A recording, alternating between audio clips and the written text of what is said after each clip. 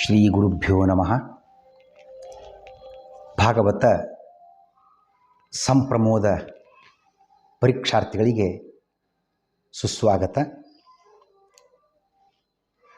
ಹಿಂದೆ ನಾವು 16ನೇಯ ಎಪಿಸೋಡ್ನಲ್ಲಿ ಸುಮಾರು 235 ಪ್ರಶ್ನೆಗಳವರೆಗೆ ಚಿಂತನೆಯನ್ನು ನಡೆಸಿದ್ವಿ.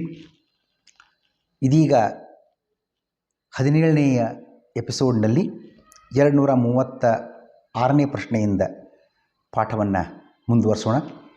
ನರಕಾಸುರ ಸಂಹಾರ ಆದಾಗ ಭೂದೇವಿ ಬಂದು ಪ್ರಾರ್ಥನೆ ಮಾಡ್ತಾಳೆ.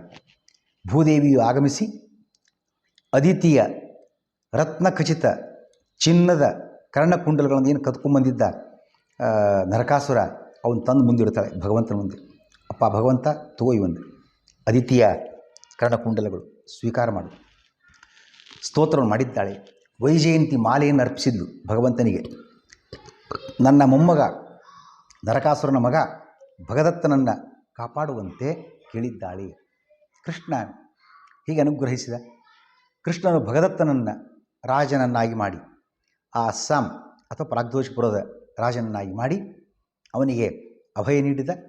ಐರಾವತ ಕುಲದ ಬಿಳಿ ಆನೆಗಳು 64 ಅಲ್ಲಿದ್ದು ಸುಪ್ರತೀಕ ಎಂಬ ಒಂದು ಆನೆಯನ್ನು ಭಗದತ್ತನಿಗೆ ಕೊಟ್ಟು ಉಳಿದ 64 ಆನೆಗಳನ್ನು ಹಾಗೂ ಧನರಾಶಿಯನ್ನು ದ್ವಾರಕೆಗೆ ಕಳಿಸಿಕೊಡ್ತಾನೆ. ಅಲ್ಲಿ ತಂದದ 64 ಆನೆ ಒಂದಲ್ಲಿ ಕೊಟ್ಟ ಅಂತ ನಾವು ನೋಡಬಹುದು. ನರಕಾಸುರನು ಬಂಧಿಸಿದ್ದ ಆಗ ಹೇಳಿದಂತೆಯೇ 16,100 ಕನ್ಯೆಯರಿದ್ದು ಮುಕ್ತ ಮಾಡಿದ. ಅಲ್ಲದೆ ಅವರನ್ನು ತಾನು ವಿವಾಹವಾಗುವುದಕ್ಕಾಗಿ ಅವರನ್ನೆಲ್ಲ ದ್ವಾರಕೆಗೆ ಕಳಿಸಿಕೊಟ್ಟಿದ್ದಾನೆ.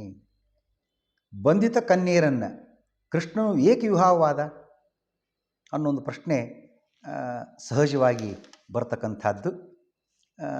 ಬ್ರಹ್ಮಾಂಡ ಪುರಾಣದ ಮಾತನ್ನು ಉಲ್ಲೇಖ ಮಾಡ್ತಾ, ಅಗ್ನಿಪುತ್ರ ಮಹಾತ್ಮಾನಃ ತಪಸಾ ಸ್ತ್ರೀತ್ವಮಾಪಿರೇ ಭರ್ತಾರಂಚ ಜಗದ್ಯೋನಿಂ,